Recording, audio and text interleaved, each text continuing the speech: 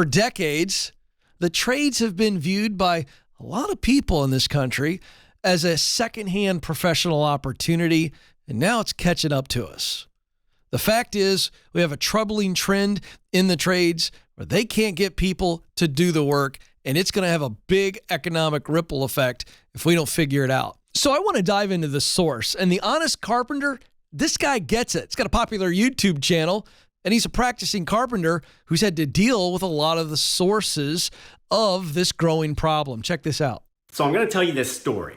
I don't tell a lot of stories on this channel, but I'm going to tell you this one because I think it's important. A couple years ago, I lived in this apartment and they started building a 7-house development across the street. The lot graders came in and cleared out the lot, and they were followed by a little asphalt and concrete company that put in the driveways and a little side street. The foreman on that job was an old guy from the Louisiana Bayou. He was Cajun. He had this amazing accent. He always used to joke with me because I was in construction too, and he always called me boss. And we would chat and swap stories before I got in my truck to go to work in the morning. If I had to guess, he was probably pushing 70. And there was only 2 or 3 guys on his crew, and they all seemed to be in their 40s and 50s. So one morning I came out, and he was on the job site all by himself. He was down on his hands and knees, and he was troweling out a concrete apron. He didn't see me, but I noticed that when he stood up, it looked like he was in pain. He put his hand on his hip, and he just didn't seem as happy as usual to be on the job site. I felt bad for him, and when I went by, he saw me, and I said, "Man, you got to get a young guy to do that for you." And he looked right at me, and he said, "There ain't no more young guys, boss." And that really stuck with me, because looking around my professional world, I realized that he was right. There's a real problem forming, and it doesn't get talked about as much as it should, because I don't think people realize that we're on the precipice of what could be a real crisis, and we're probably not going to acknowledge it until we go over the edge.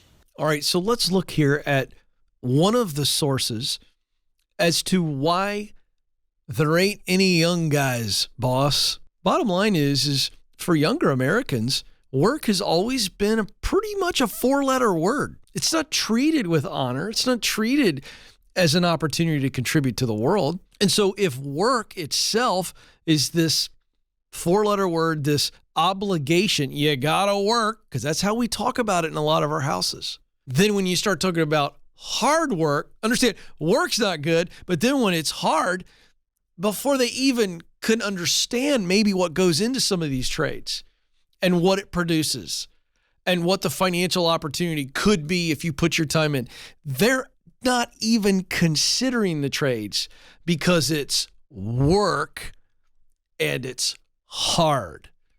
We have a branding problem with work in general. The trades are getting crushed because they're not even getting sniffed at. So today, I want to try to slow things down a little bit and talk about what's really at stake here. And I'm going to try to answer the question that people ask me every week. Where have all the carpenters gone? Somewhere in about 2018, I began to develop this fairly serious knee problem. I had plowed up a bunch of cartilage on the back of my right kneecap, and it was making a lot of things very agonizing. And it's no mystery to me how this happened. I've been working construction on and off since I was 13. So at 36, I had 20 plus years of crawling in basements, climbing up on ladders and roofs, and carrying heavy materials around. Now, these things aren't uncommon. That's just part of construction. They call it manual labor for a reason.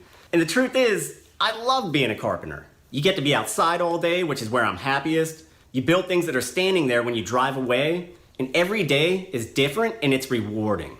All right, now I'm jumping in here because this is the key. Manual labor is hard. It is physically taxing. But this is where the heart comes in. And you see this carpenter say, but I love being outdoors. It's not the hammering and the sawing. It's the thinking, the imagining, and then the executing that a builder loves. And that's what he loves. It's the finished product, to see a restoration product. It is, in some ways, for people, therapeutic and healing to be a part of something productive, something restorative. One other point I want to point out is that the physical labor for a season is a part of the construction or specifically carpentry type work. It's very physically taxing. But as a young person grows in their career, now they're going to be getting out of the hammering, the sawing, the, pulling up, big, huge 4x8 plywood, and walking with it over their head and all that physical stuff, and they're going to be leading a crew. So it is just like any other industry that you have to pay your dues. Does it have physical challenges to it? Yes.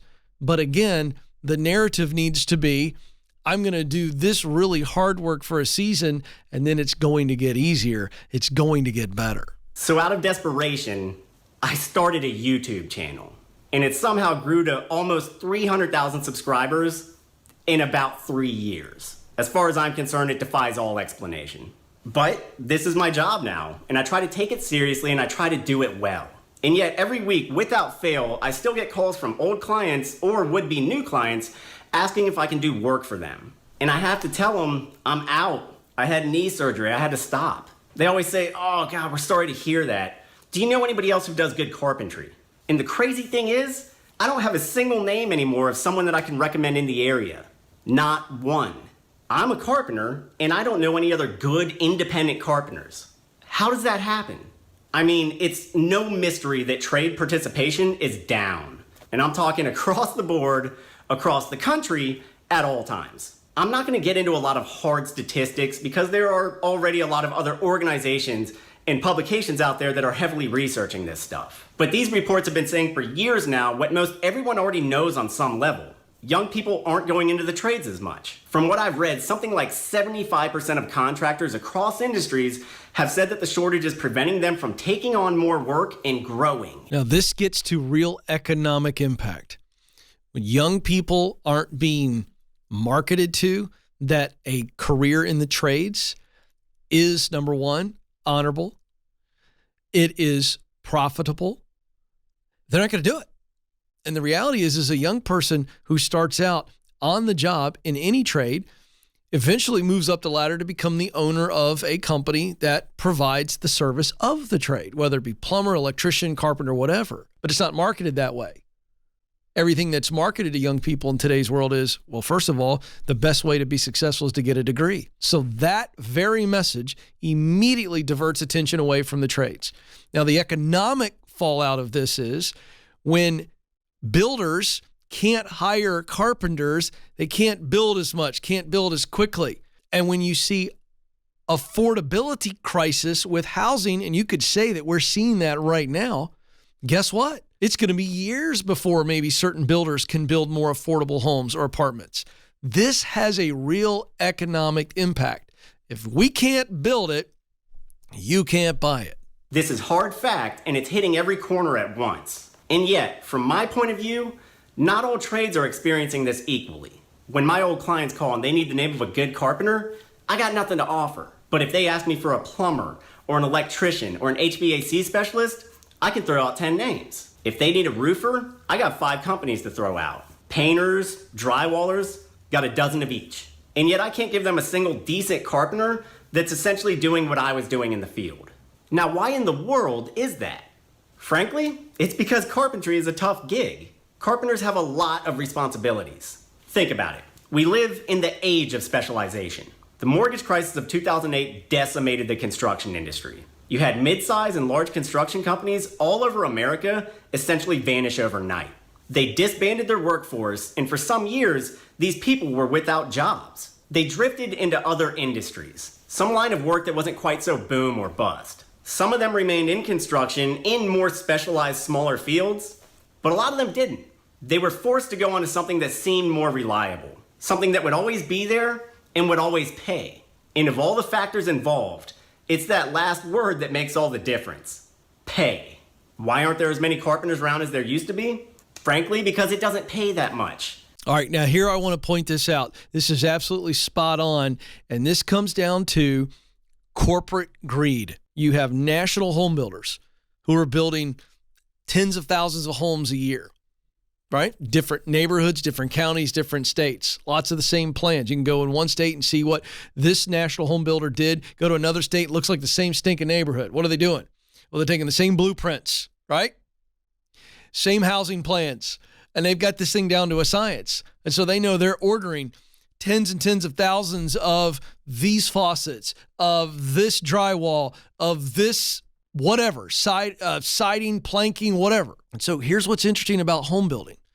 Home builders are having to subcontract out for the plumber. The home builder is calling a local plumber and saying, hey, I need you to install the plumbing. They're calling a local electrician saying, I need you to come in and install the electric. They're calling a drywaller, all that. But many times builders would employ and do employ the carpenters themselves. And they didn't come up with a growth plan for carpenters. There wasn't true apprenticeship. What do we do? How do we attract young people right out of high school who don't need to go to college to come in and swing a hammer and use a power saw and show them a path to where they go from carpenter to foreman to small business owner, whatever. And so what's happened is it's been well, who's available? According to Home Advisor, most licensed plumbers make $80 to $130 an hour. In my area, it hovers right around $100. Electricians in my area frequently charge between $70 to $90 an hour. No one bats an eye at that. HVAC technicians, if they're licensed and independent, can easily charge $100 to $150 an hour. And then your carpenter shows up and charges $25 to $50 an hour. That's half or less. And on any given job, we may be asked to do an insane variety of things. As I said, I love being a carpenter. It's my chosen profession.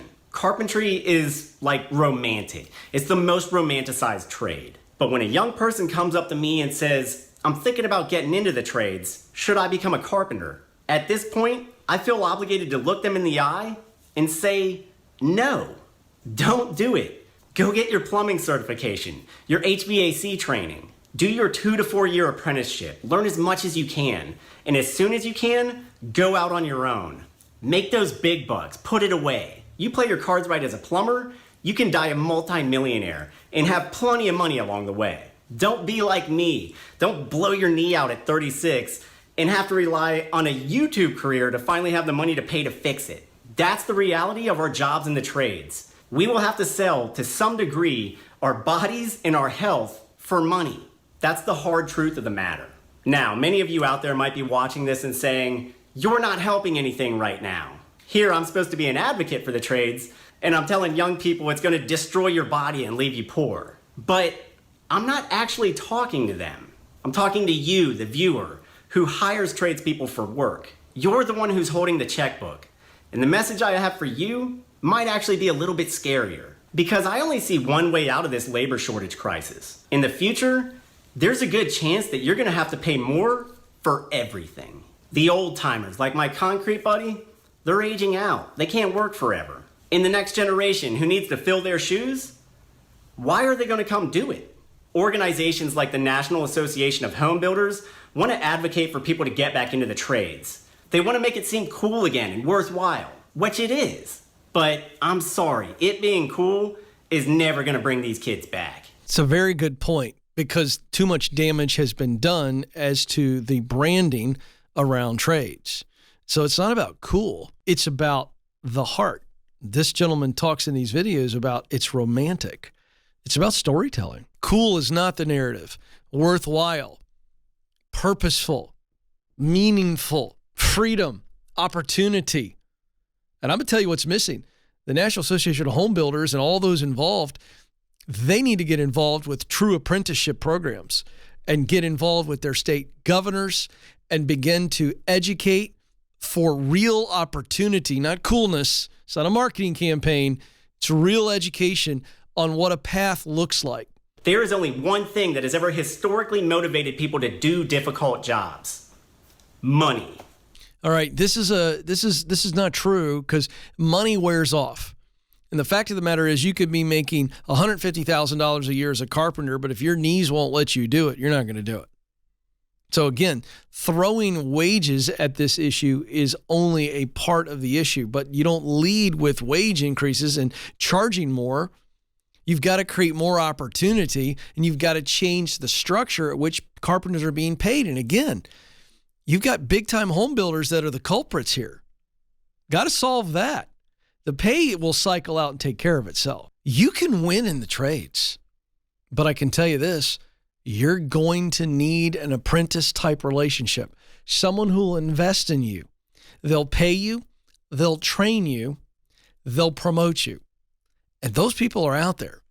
Good help is hard to find right now. And so if you just represent good help with a good attitude and a good work ethic, you can soar in the trades and eventually be an owner, an employer in the trades.